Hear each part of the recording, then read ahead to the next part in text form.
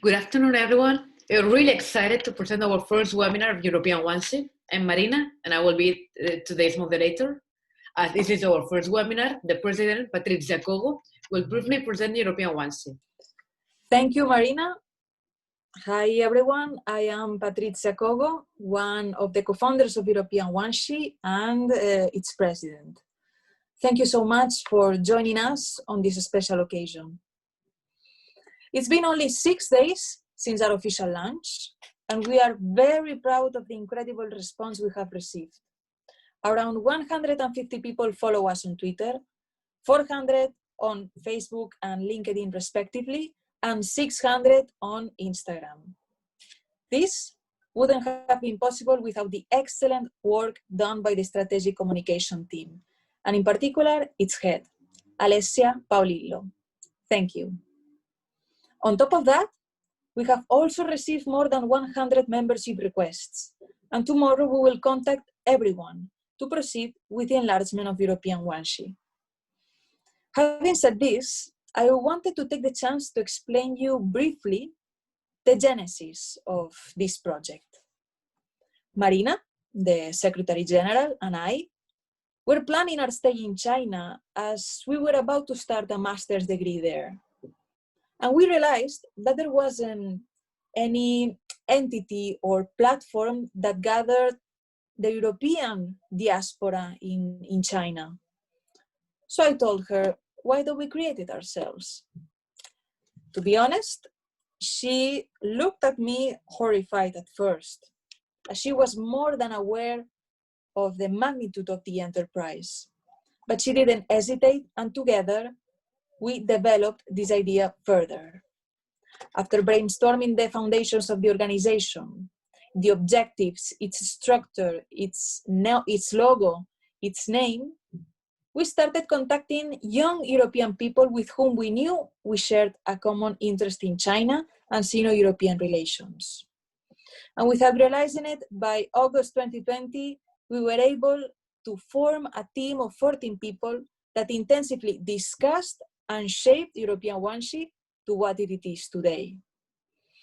In fact, this project acquired significance, acquired meaning when we all came together and gave something of ourselves to it. In that way, by being ours, it belonged to everybody. In this context, I would like to highlight that European Guanxi is an evolving idea, an evolving project, and it will improve in time with the contributions of the people who will join us, with the collaboration of future partners, and with the support and guidance of our board of advisors. We are all learning in the process. Lastly, I would like to share with you a thought that has been with me since the moment we started this adventure. The world of antiquity, like our time, is vibrant, competitive, energetic. The West has begun to look east again, and by doing so, its gaze has focused on China. When looking at it, when analyzing and discussing the decisions made in Beijing, I think we're practicing an exercise of introspection. A very recent example can be found in Emmanuel Macron and Josep Borrell, where the former warned the other European partners not to be naive with the help that China was providing, and the latter, Borrell, talked about politics of generosity. So these similar positions serve as a kind of a mirror in the face of the lack of solidarity between EU member states witnessed at the beginning of the coronavirus crisis. That is why understanding China probably allows us to better understand Europe, to better understand ourselves. Europe lacks vision, and maybe some answers are in China, either directly or indirectly. What is clear is that the challenges and opportunities of the 21st century lie greatly in this. And through European Guanxi, we will strive to rise to the occasion by becoming the point of reference par excellence for any Europeans interested in Sino-European relations. It is the right time to acknowledge that China's imprint in the international order cannot be overlooked anymore, and that the EU needs to readdress its role in the world. I hope we can all share the experience of this form of introspection. Thank you. Thank you very much, Patricia. Our guest speaker, Antonio José Pagán Sánchez, obtained his bachelor's degree in history at the Universitat of Murcia, southeast of Spain, and a master's degree in Chinese studies at Pompeu Fabra University in Barcelona. He is now pursuing a joint PhD program in international relations at Zhou School of Nankai University, for which he received the Chinese government scholarship, and in the City University of Hong Kong, where he was granted the PhD fellowship grant. Antonio has been a guest speaker at conferences held by Tsinghua University, the Cervantes Institute in collaboration with the Network of Spanish Scientists in China, the Spanish Observatory of Chinese Policy, and the Confucius Institute in Barcelona. He recently published an article in Política Exterior, a leading Spanish editorial group focused on international relations. He has also written articles for the Spanish-American journal Zhonghuo on topics such as China-North Korea relations, the Asian Infrastructure Investment Bank, and the concept of meritocracy in the Chinese political system. In 2019, he was awarded the first prize for his research paper at the Silk Road and Young Dreams contest. The topic for today is Western Europe in the face of the growing rivalry between the United States and China, which is the topic of his PhD research and the article he published in Política Exterior under the title The Rise of China and the Disunity of the Liberal West. Hope you enjoyed this topic and join the discussion at the end. So, Antonio, if you want to start. Thank you, Marina, for the presentation, and also thanks to European Guanxi for giving me this opportunity today to make this talk, which is the first of a series of webinars that will take place every week during the following months. Today I will talk about a topic that is directly related to my research of the PhD program, and this research is still on an early stage, so please, all that kind of criticism that you can make about today's talk, please feel free to do it, because it will be a good way to help me to improve my own research. This is the topic of today's webinar, which is focused on the position of Western Europe when it comes to the growing rivalry between the US and China.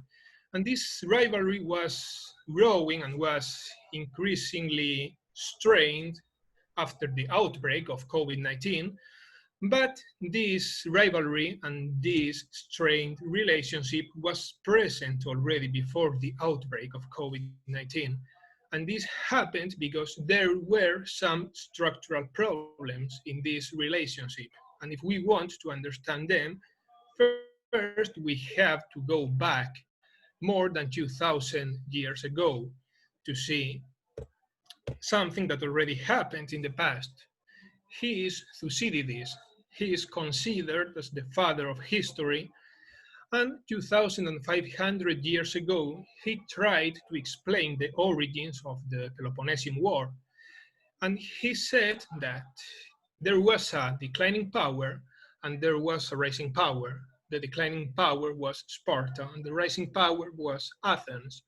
And Sparta was afraid of the increasing of the power of Athens that was increasing every day. And this eventually led to war.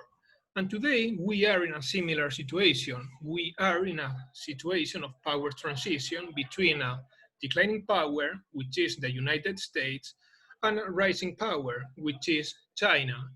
And moments of power transition are one of the most dangerous moments in history.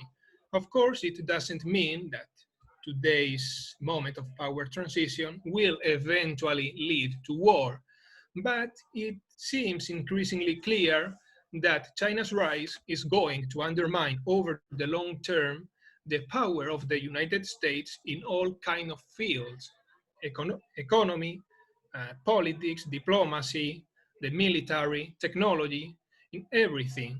So that's why the United States needs the support of its allies and partners, because today there is no country strong enough to rule over the international order by itself. It needs the support of allies and partners.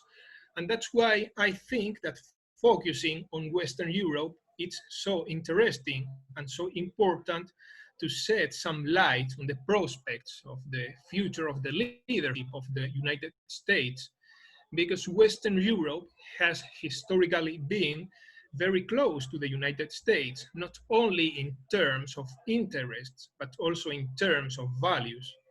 So what I am going to do is to focus on 5 countries, 5 Western European countries, which have the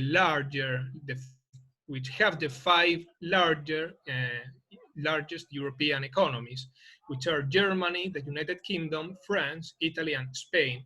And I am going to focus on in 4 cases, which are the Asian Infrastructure Investment Bank, the Belt and Road Initiative, the adoption of Huawei 5G technology, and also the consideration of China as a security threat within NATO's framework. And what I want to see here is in which circumstances they prefer to engage with China and in which circumstances they prefer to follow the same position as the one of the United States. So first of all, let's talk about the Asian Infrastructure Investment Bank.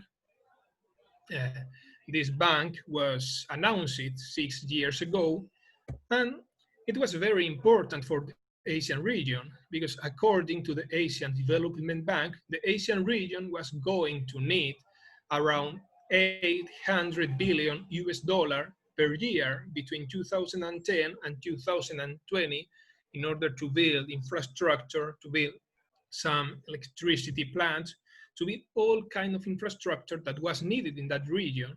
And of course, the World Bank and the Asian Development Bank didn't have enough money to provide all the investment that was needed in the region.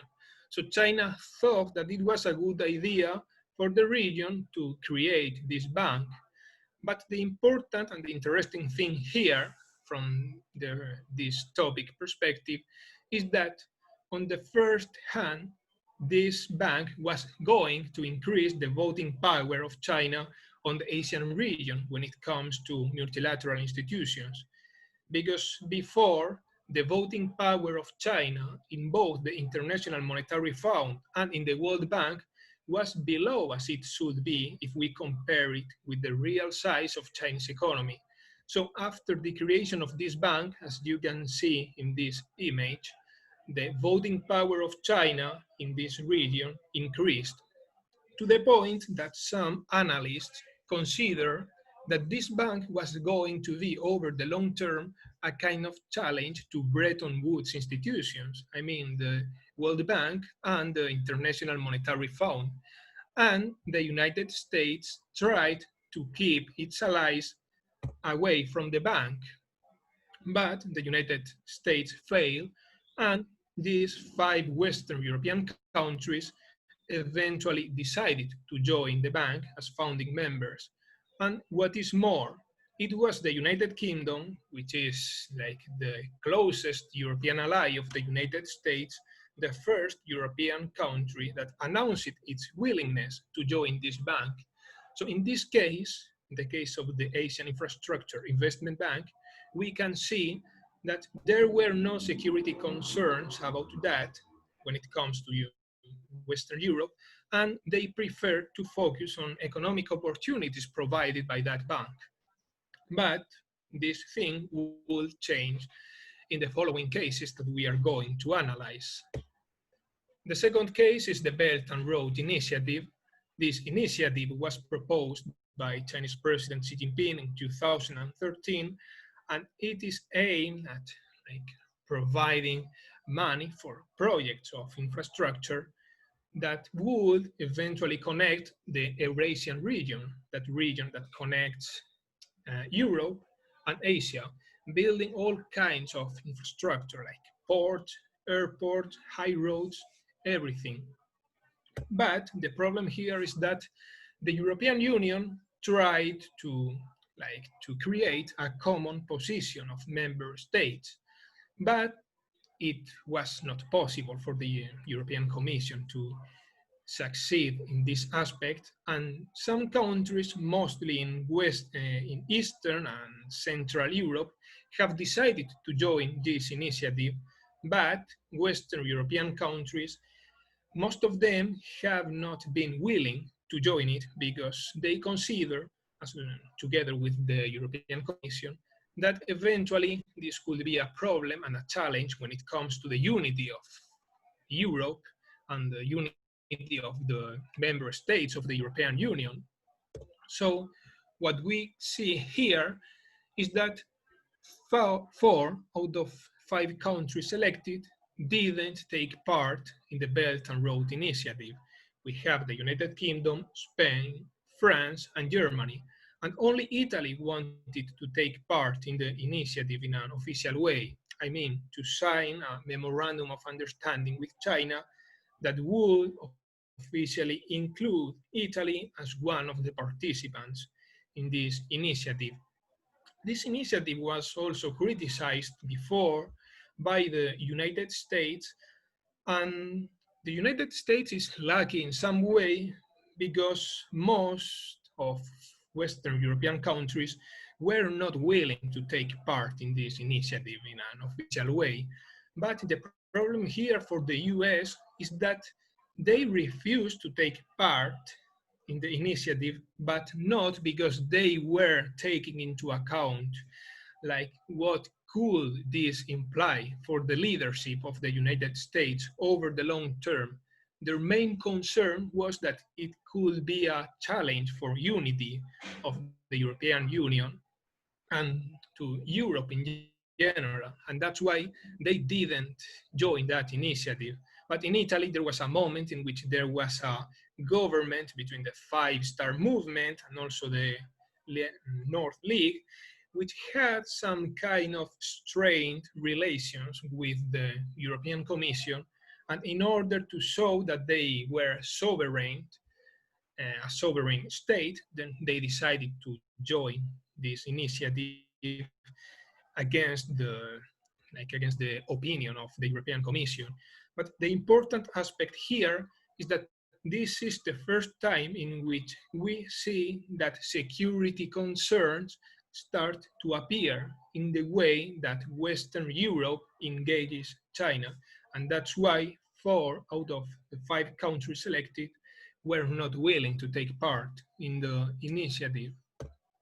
Then we have the case of Huawei 5G technology, which is a very recent issue.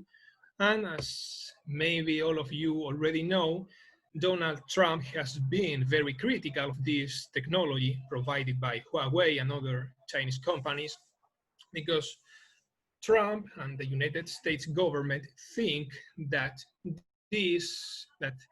the deployment of 5G networks by Huawei or other Chinese companies would eventually lead to some kind of spying from China.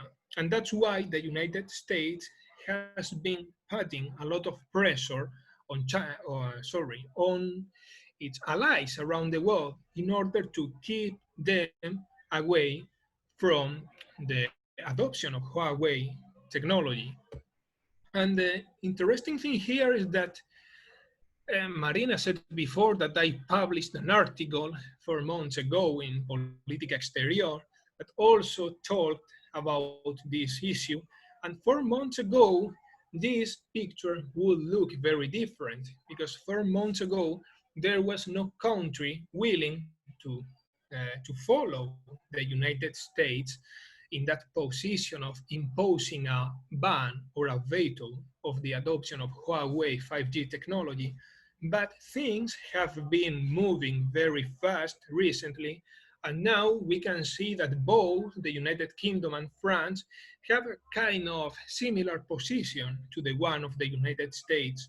Both countries have announced that they will ban Huawei 5G technology in their own countries, and if not now, over the short or over the medium term, but eventually Huawei will not be allowed to make business there when it comes to the deployment of 5G networks.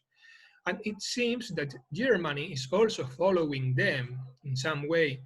There is some news from 1 week ago. It's not completely confirmed yet, and that's why there is a question mark, that it seems that the German government is also going to follow the United States in this kind of veto of the adoption of Huawei 5G technology.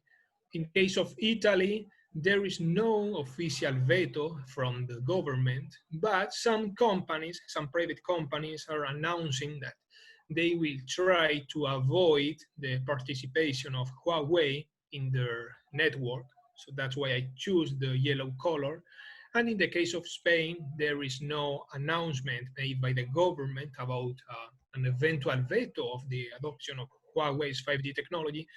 And also there is no company that has expressed its willingness to follow this stance, this position of the United States.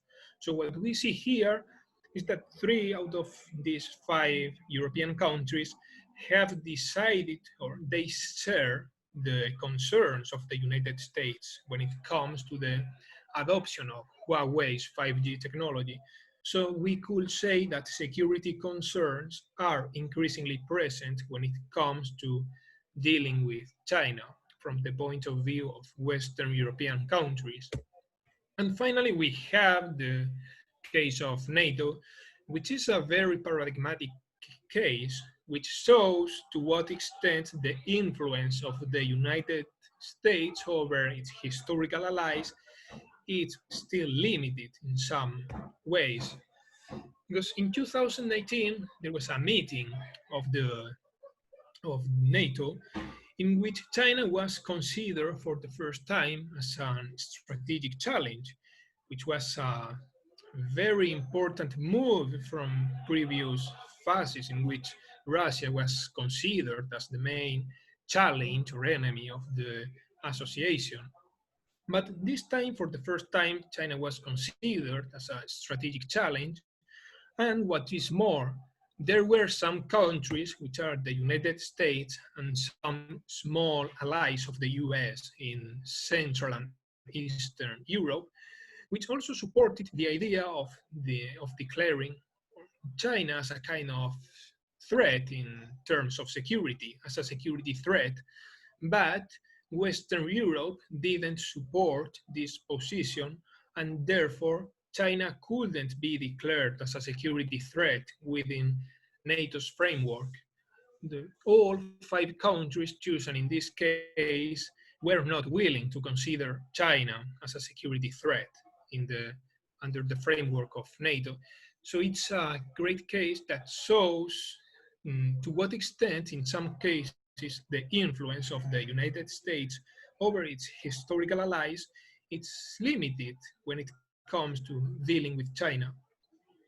So, as a conclusion, we could say that economic opportunities were very important before when it comes to dealing with China, but today they are no longer the only factor that is taken into account by Western European countries in their relationship with China. And we see that from the beginning of the Belt and Road Initiative, it's the security concerns in some aspects, in some issues, are increasingly present, and not only in the case of the Belt and Road Initiative, but also in the case of 5G. But still, the influence of the United States is far from being complete now. It's still limited in some way because it's not able to make its European allies to follow Washington in all kinds of issues when it comes to dealing with China. In some cases, those European countries share with the United States those security concerns, but in other cases, they have their own voice and they prefer to have their own position when it comes to dealing with China. So this is something that is very important for the future leadership of the United States, because as I said before, if the United States wants to keep its position as the global leader, as the leader of the international order, it will have to rely on its traditional allies. And if those traditional allies refuse to follow Washington in some circumstances, then Washington should analyze why this is happening and in which way it could improve its foreign policy in order to make its allies more willing to follow it in the future. So that's all for now, and thank you for your attention. Thank you very much, Antonio, for your insights on this complicated issue. I would like to ask you a few questions before we move on to the question from the audience. Some time has passed since the publication of your article. Since then, there have been some visits from high-ranking Chinese diplomats, Wang Yi and Yang Jiechi, to the European Union. Do you believe that this might be a sign that China might be worrying about the EU potentially siding with the US? It is an attempt to reinforce partnership after COVID. What is the meaning of these institutional visits? Well, I think that, of course, China is concerned about this because it's not on the interest of China, like a closer alliance between the US and its Western European allies, a kind of alliance that could impact in all aspects the way that those European allies engage with China. At the international level, there are two kind of friendly relations, to say in that way. There is one which is alliance, and there is the second one which is coalition. The coalition is less formal than alliance, and even countries that are not allies can eventually take part in the same coalition when it comes to provide some benefits or to reach some kind of goals. For example, we can say that some Chinese initiatives are coalitions, are international coalitions. For example, the Belt and Road Initiative and also the Asian Infrastructure Investment Bank. They were a very big international coalitions that, in which countries from around the world were included, including also Western European countries that are not allies of China, but that were willing to take part in those coalitions created by China. The problem is that if the alliance between the United States and Western Europe becomes in some way like closer, if they are much closer to the point that Western Europe is willing to follow the United States when it comes in foreign policy engaging with China, then it will go against Chinese interest because, of course, Washington will not be willing to let those European allies to engage with China. So I think China is afraid of that, but still today it's kind of difficult to keep them, I mean, both Western Europe and the United States together because the president of the United States also had strained relations with Europe. So the fear of China in this case is real, but still it's difficult to maintain both the US and Europe together. We also have another question. The US has traditionally been one of the Europe's closest allies, not only in terms of interest, but also due to the shared ideas and values. Do you feel that we still share those ideas and values with our transatlantic friend? Well, we will see that in 1 month. In less than 1 month, there is the presidential election of the United States. And let's see which kind of president the American people prefer. Because there are some people that think that if Donald Trump wins again the next election, it would be kind of even a danger for NATO, for example, in the future, or for a general alliance between the US and the rest of its traditional allies. The US needs those allies, but Donald Trump in the previous year was starting some kind of trade wars with traditional allies, And it shows that in some way the US no longer share some values with Europe, at least when it comes to the support of globalization. Some people say that China is a revisionist power from a geopolitical perspective, but we could also say that the US, or at least the US of Donald Trump, is revisionist from the point of view of international trade. So let's see what happens. I think that if Donald Trump wins the election, it will be increasingly difficult for both sides of the alliance to share some kind of shared values, because also when it comes to multilateralism, when it comes to like the protection of the environment to fight against climate change, or also the Iran nuclear deal, it's difficult for them to keep a common position. And what is more, Donald Trump was breaking the position that was created and agreed some years ago. So I think that if Donald Trump wins again the election, I think we could say that both sides are increasingly far from each other when it comes to values. Right now we have several questions from the audience. First we have Connor Nolan. Thanks a million for the presentation. It was really interesting. So I have two sort of questions. The first one actually overlaps a bit with what your brief mentioned of climate. So Xi Jinping came out there, I think it was a couple of days ago, but he has aimed for China to be carbon neutral by 2060. So with the direction the US is going, and that new sort of reinvigorated statement by China, and given the Commission's, the new European Green Deal and von der Leyen's desires to be carbon neutral, etc., do you think that that could foster closer ties in a shared effort to lower climate change, etc.? And then the second question is about the ongoing investment agreement since 2013, and do you think that that could play a pivotal role in how China and the EU negotiate further with regards to Belt and Road Initiative, etc.? Thank you. The first one about climate change and cooperation, yeah, I think that's a very good example of how both sides, I mean the European Union and China, can cooperate, because it's increasingly clear that Washington, under the leadership of Donald Trump, is not multilateral. And one of the main ideas and one of the main values of the European Union is multilateralism. And climate change is something that cannot be fought, I mean, just with some countries. We need a global cooperation around this issue. So I think this is one of the cases that can bring both Europe and China together. And also when it comes to multilateralism in general, because China was also supporting the nuclear deal with Iran, and it was the United States, the country that decided to leave that deal.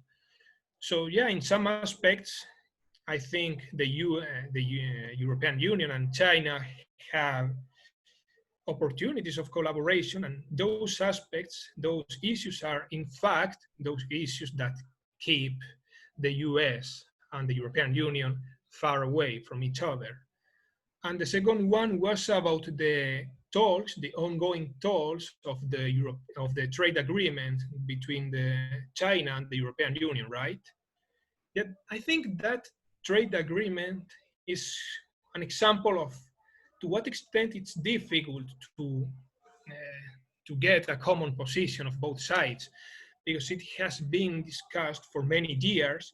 It was expected to be signed finally this year or very late, like next year, but because of the COVID situation, no one knows when it will be eventually signed.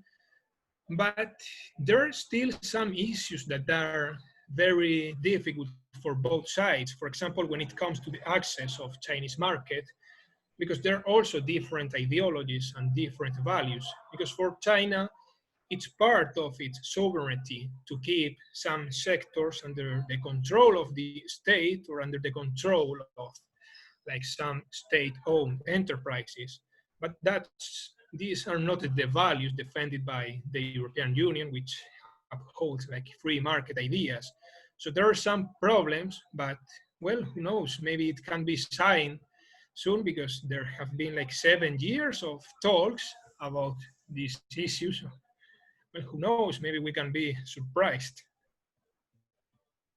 Antonio, we have some questions in the chat.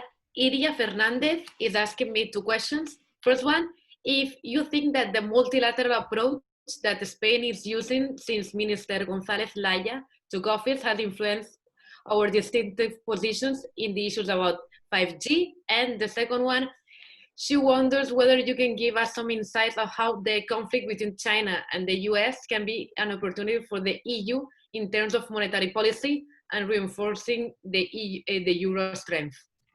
The first one, I didn't, since González Alaya took office, like around 1 year ago, I didn't see many changes from the previous, from not only Josep Borrell, but also from the previous foreign ministers.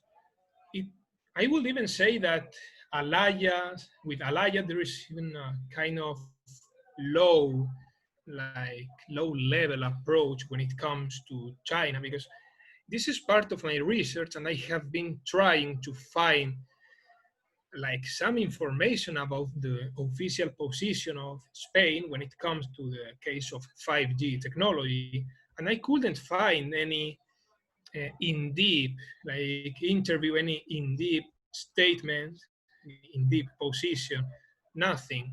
Maybe we can see that in the following months, but for now, I think that what they were expecting is just to follow the rest of Europe when it comes to dealing with China, because this has been the position of Spain in general when dealing with China. In the previous cases, it joined the Asian Infrastructure Investment Bank with the rest of Europe, and it didn't want to join the Belt and Road Initiative because it wanted to follow the stance of the European Commission.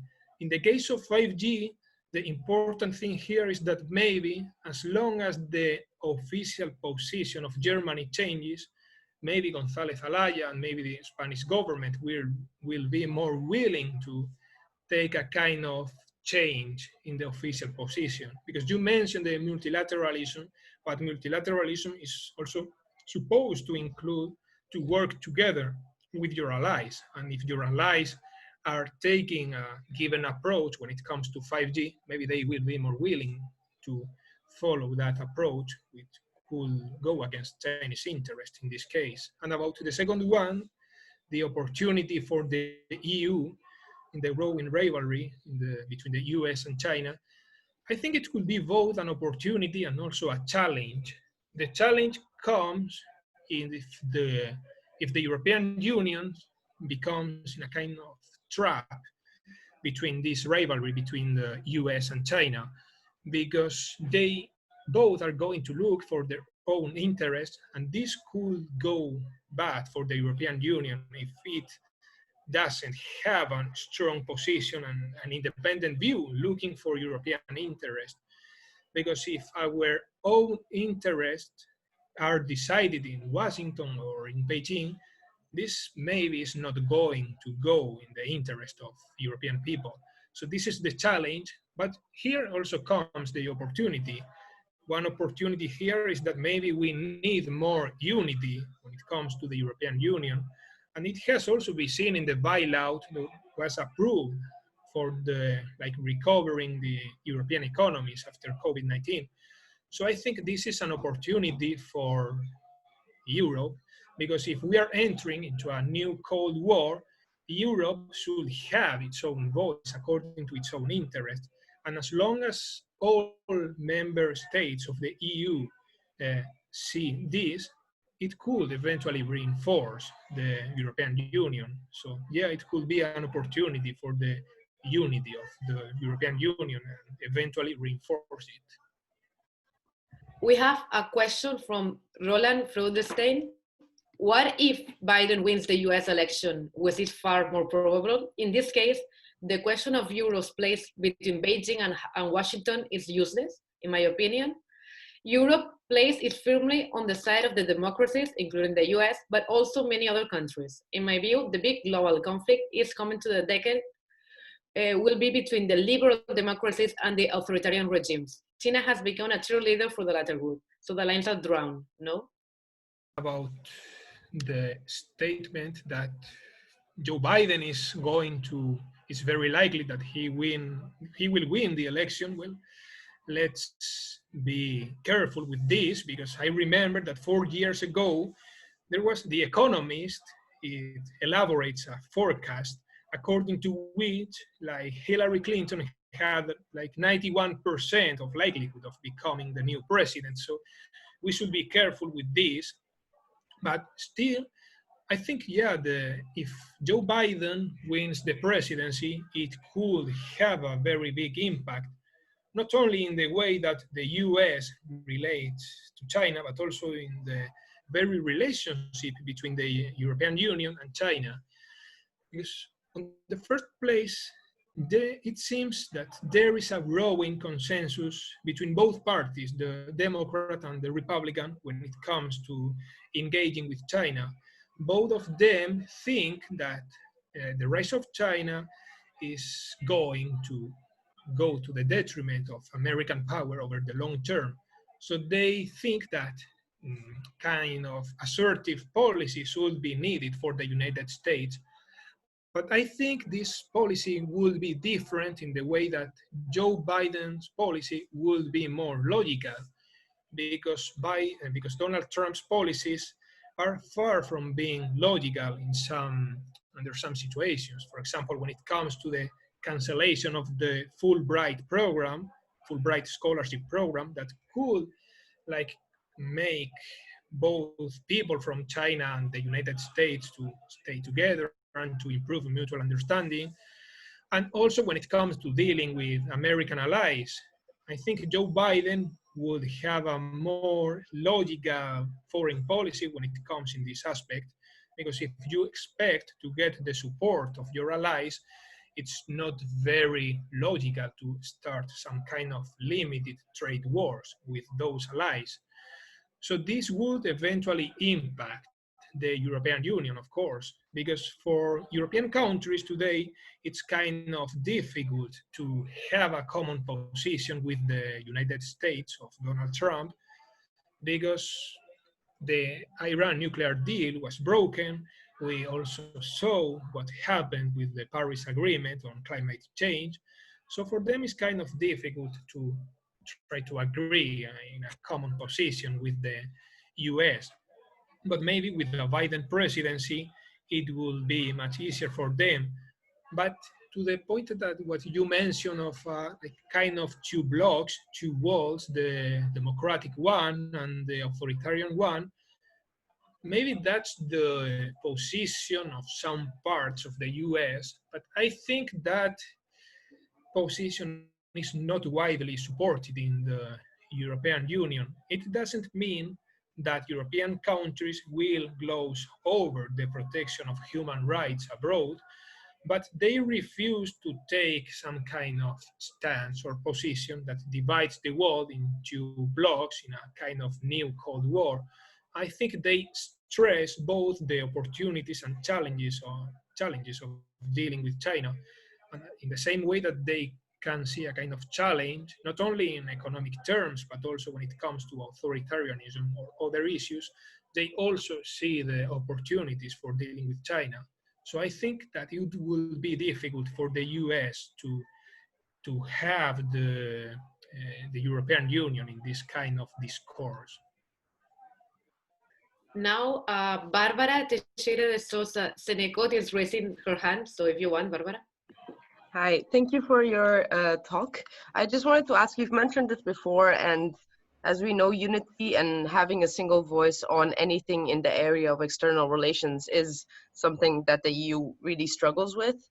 What do you think is crucial, at least which priorities should they focus on in order to have a unified perspective and a voice on China?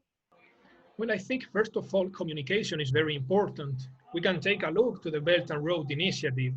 There were some countries, Central and Eastern Europe, that were very willing to join hands with China in that initiative. And even some political leaders of those countries said that China was a much more important like ally, economic ally of those countries when it comes to promote economic growth and to promote the creation of jobs. But actually, when you look to the real figures, to the real data, actually the European Union is provide a huge amount of money to those areas. So I think the European Union should communicate much better and also try to deal in some way. I don't know how to do it, if I tell you the truth, because it's against some of the core values of the European Union. But there are some countries like Hungary or Poland that in the past have some very strained relationship with the European Commission because of issues related to the independence of the judiciary system and these kind of things that the European Union is not willing to gloss over, or also when it comes to dealing with journalists in those Eastern European countries. So first of all, I think that communication strategy is very important. And in the second place, if he wants to have a unified voice on China, and not only on China, also on all kind of issues, it should try to ease in some way the internal problems that there are between the European Commission and some member states of the European Union. Thank you. Antonio, we have another question from Blanca Maravini San Martin. So given the current state of Sino-European relations and the advances that China has recently made in the area of space exploration, will cooperation in the area of space between the Chinese National Space Agency and the European Space Agency take place in the foreseeable future? Well, it depends on the security concerns, because not only when it comes to the industry focused on space, but it seems that in some Western countries there is a growing concern when it comes to the so-called dual-use technologies. Those dual-use technologies are technologies that at first are not designed for military issues, but that could eventually lead to its application in some military issues. So I think that's the key aspect. If those European countries don't think that technology created for like space purposes could have some kind of dual issue, I think that cooperation is very possible. But if those countries eventually think that space technology might be used also for military issues, I think that cooperation will be very difficult.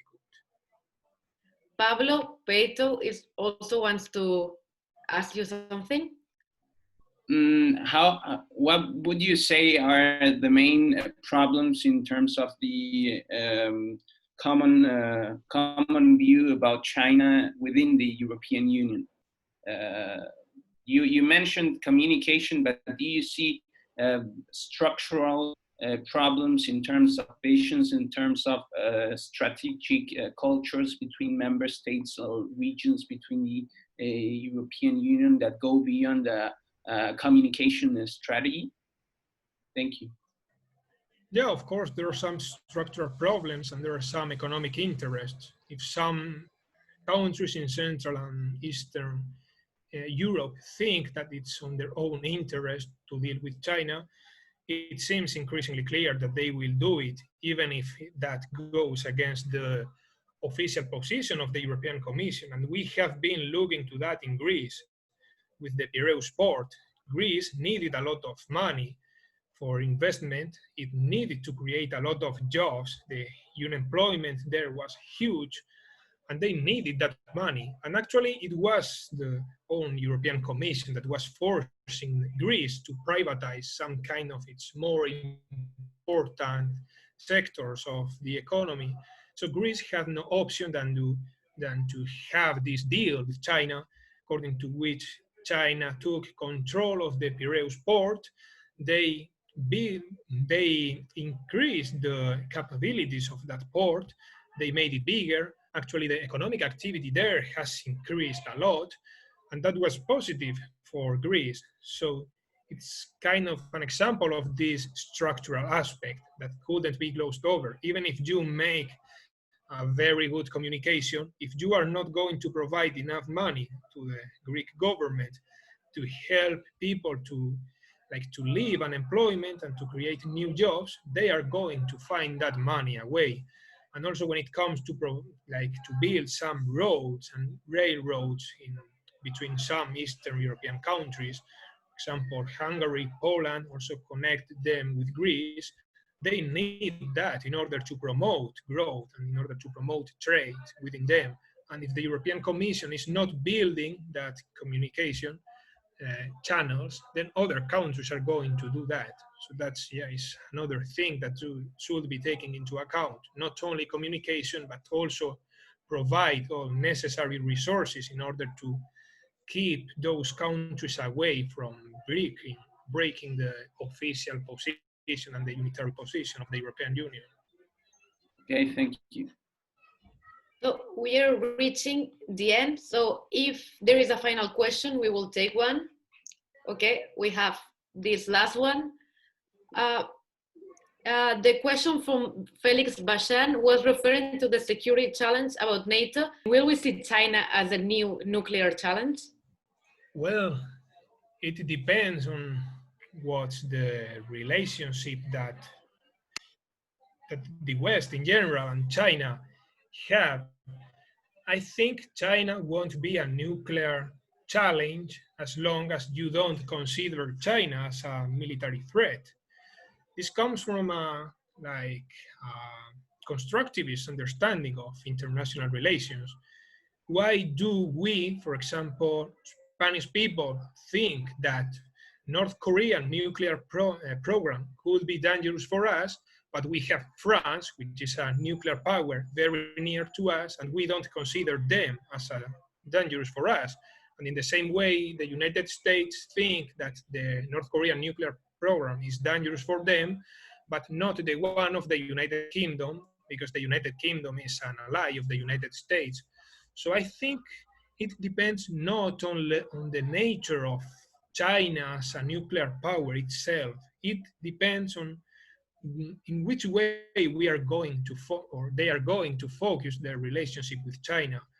If nowadays they see China as a security threat, and in the future they see China as a military threat, I think it's going to be automatic. Of course, they will consider China as a nuclear threat, in the same way that this happened before with the Soviet Union. If you consider the Soviet Union as a military threat, and the Soviet Union has nuclear bombs, you will be very concerned about that. So I think that we should try to avoid this kind of outcome, because that's not very good for the future, for the peace of the future, to have two very big powers with nuclear bombs considering each other as a military threat. Thank you very much, and Antonio, thank you everyone for coming to our first webinar and for your questions and for sharing these interesting articles. So thank you very much. And next Saturday, we're having our next event. So keep posted on our social media to see what it is about.